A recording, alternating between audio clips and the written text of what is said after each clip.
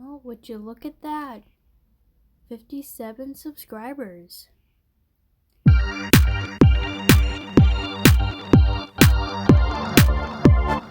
Hi guys, Imogen here, and since you know it's February, this is the month of where love is in the air and all. Well, for me, I want to be scared. So, because we all know who my Valentine this year is anyway. Myself. There's really not much else to it. So why make a video about love when you can make a video of me screaming like a little girl? Because look at these videos. They're terrifying. My God, what is... Oh, God. Okay. So if you don't know what this is, these videos are called Something Scary, Spooky Tales from Snarled. And if you don't know what Snarled is, it is a channel, and it's about all these girls that make all these cool videos. Like, they're not just scary videos. Some have gaming channels, some talk facts of history, and it's really cool. So if you haven't checked out Snarled yet, I really recommend it. It is an awesome channel. And guys, as you can see, my favorite set of videos that they make are these scary videos. I mean, favorite is a strong word. I mean, I don't really dislike these videos, but they can get, as you can see, brutally dark.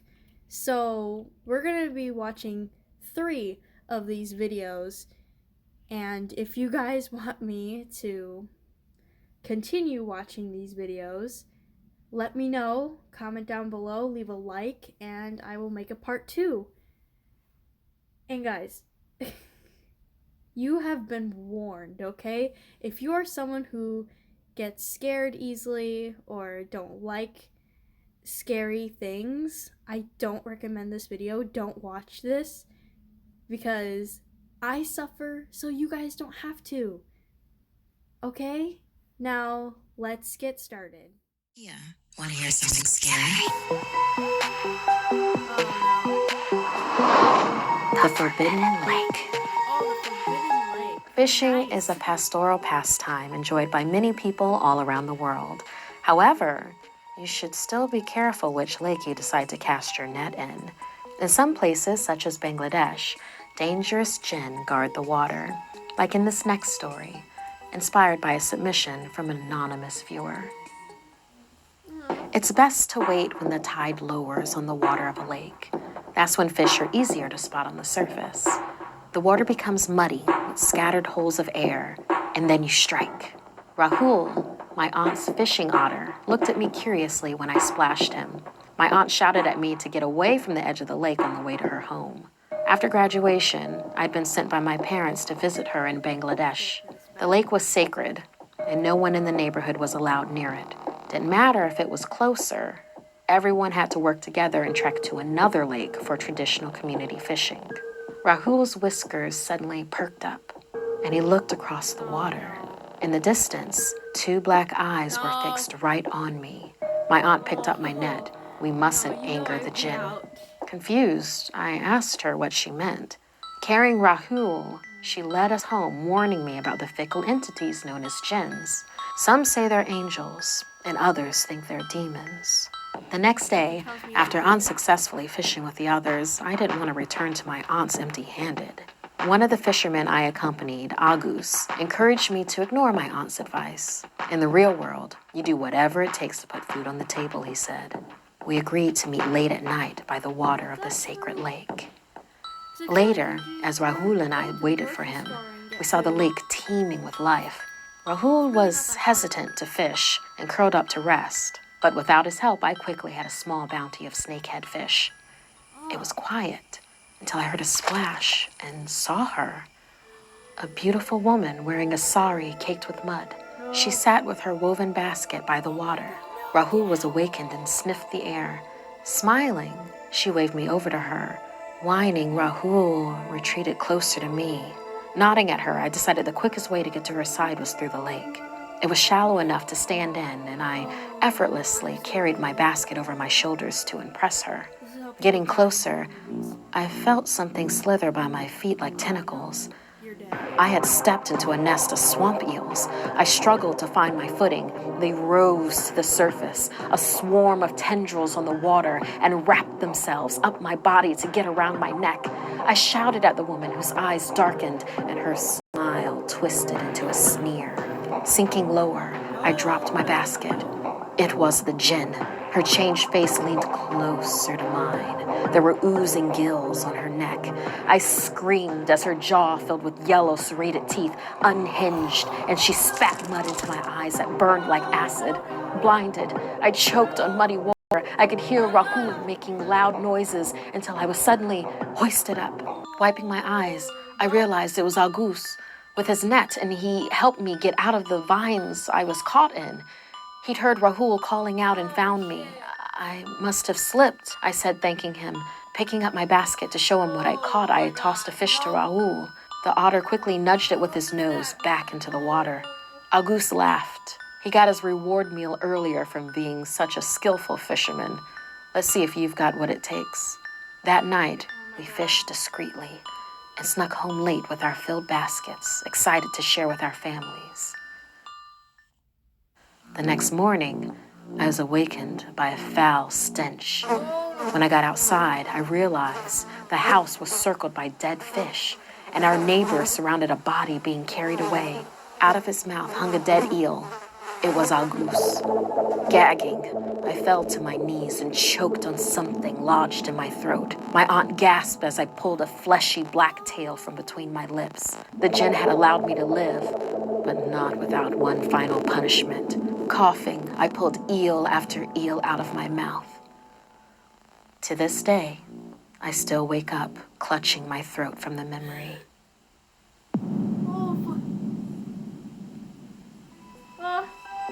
Thank you to all of our patrons, especially August, who had a character named after them in this episode.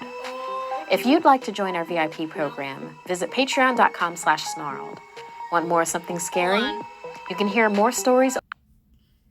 Okay, so I took a breather, and I have Ariel with me here, and we're gonna,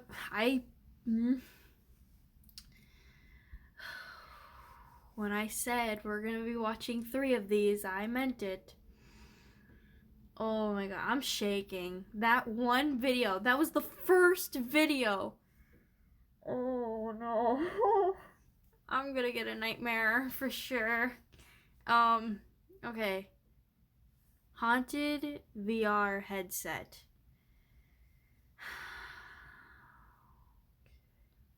Alright, I got... What choice do I have? I mean, I'm already gonna get a nightmare. Why not add more? Okay. Come on, Ariel. We can do this. I'm shaking, you guys. This is for real. Or wherever you listen to your podcasts.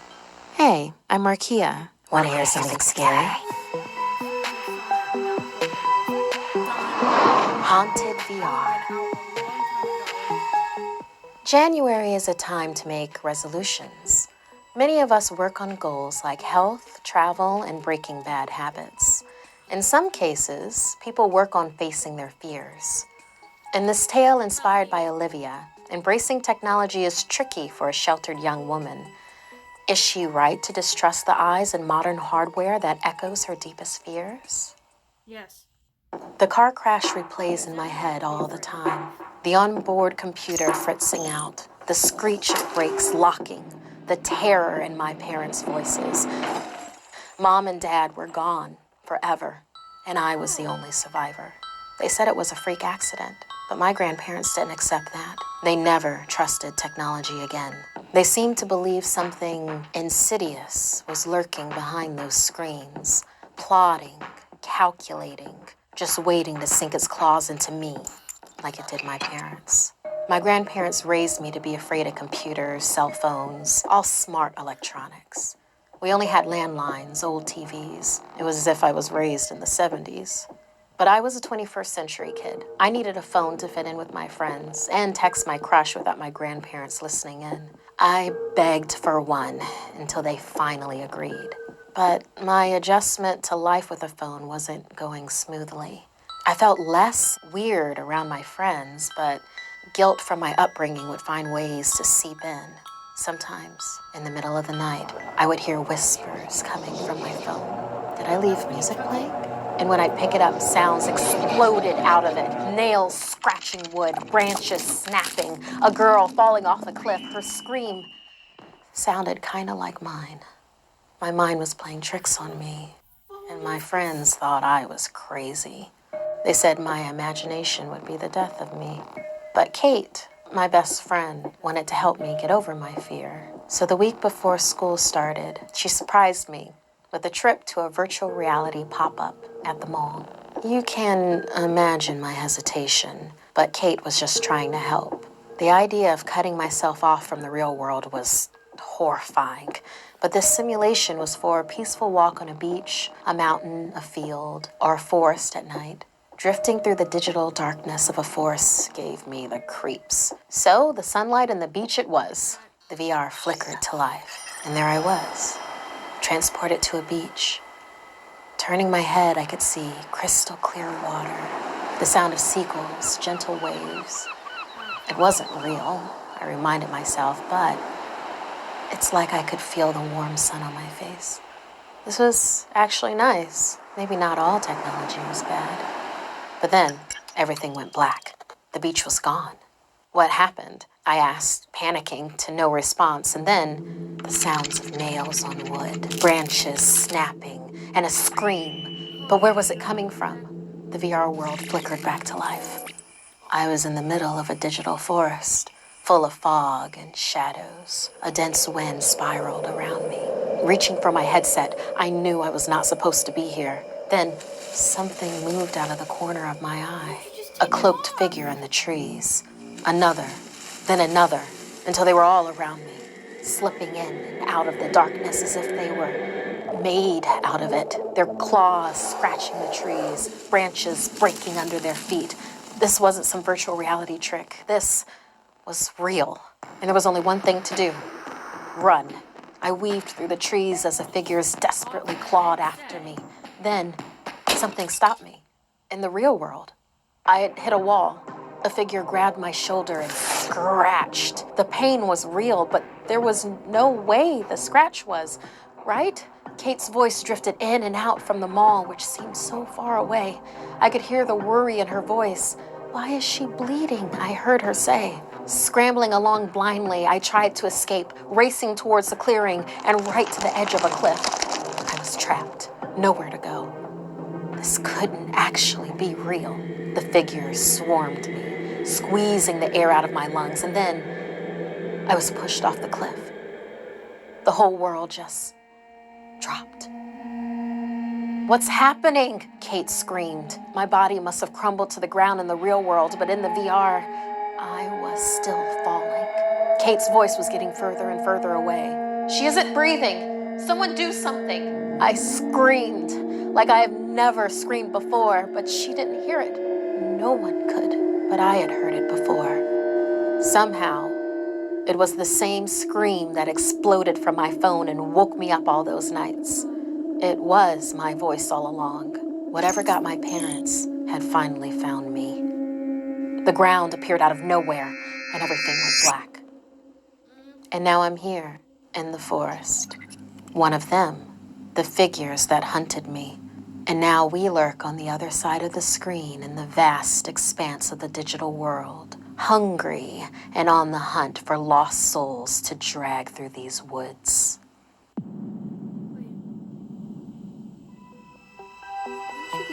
Thank you to all of our patrons. While we do run a limited amount of ads, the show would not be possible without your support. If you want to keep these videos coming, please visit patreon.com/snarled. Want more something scary? You can hear more stories over on the Something Scary podcast, available for free on Apple Podcasts or wherever you listen to your favorite shows.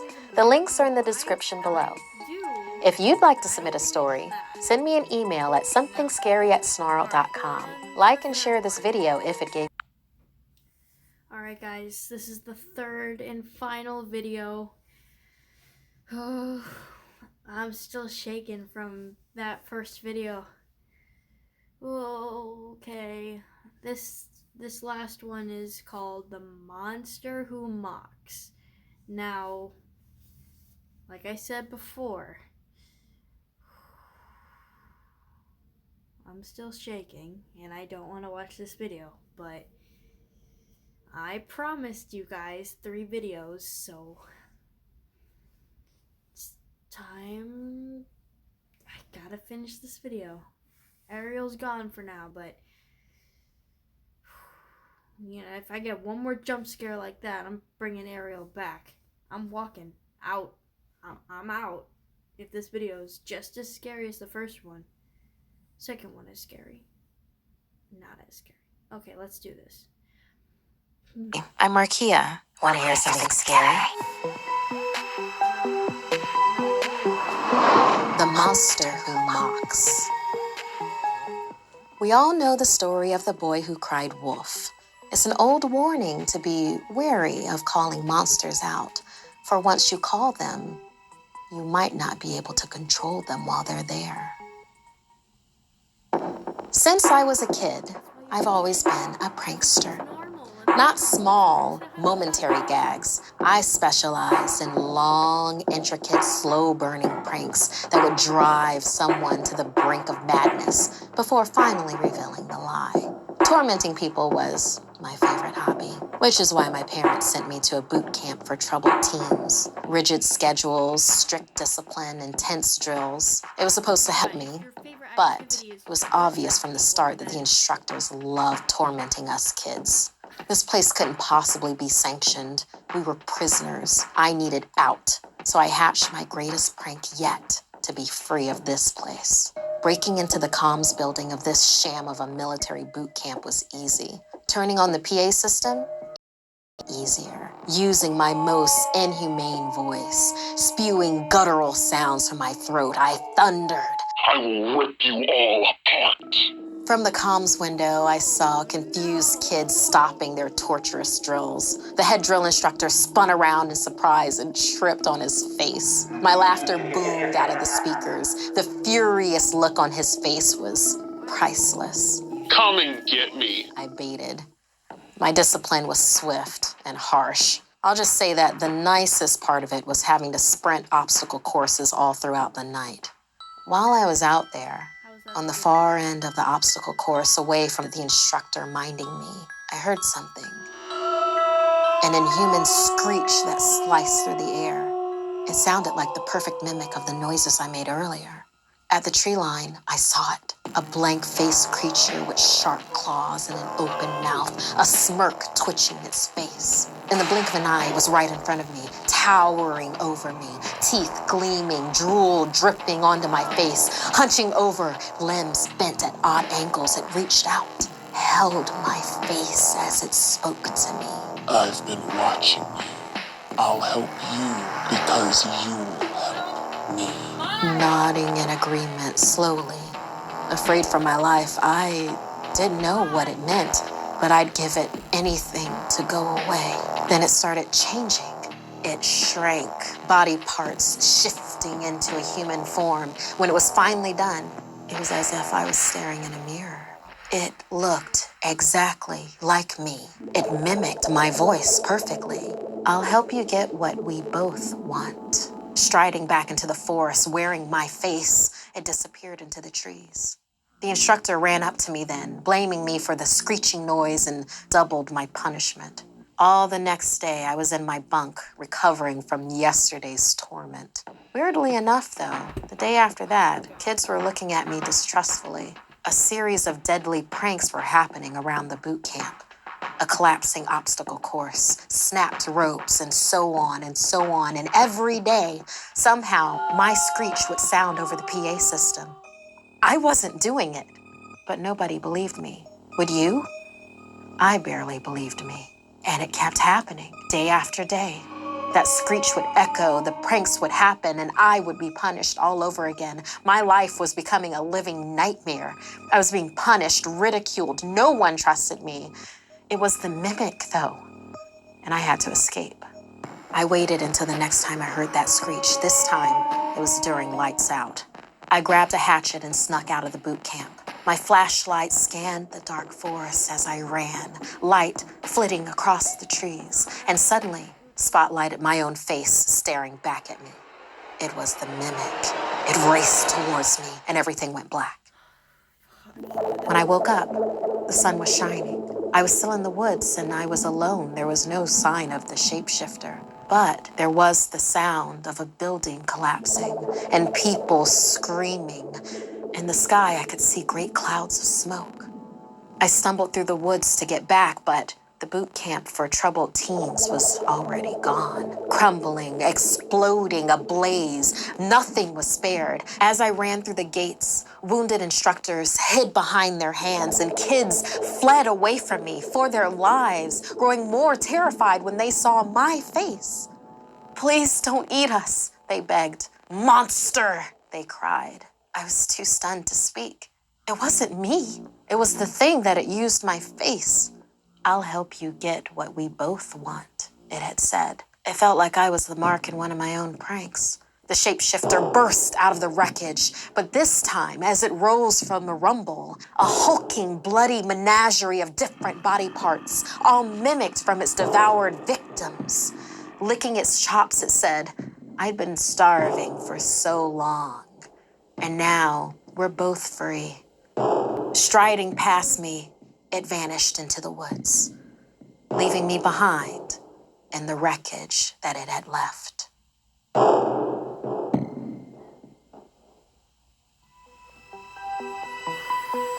Thank you to all of our patrons. While we do run a limited amount of ads, the show would not be possible without your support. If you want to keep these videos coming, please visit patreon.com/snarled. Want more Something Scary? You can hear more stories over on the Something Scary podcast, available for free on Apple Podcasts or wherever you listen to your favorite shows. The link. Okay, I think that's it for now. Oh, I'm shaking. Alright, well, I'm probably gonna get nightmares tonight. Oh, God.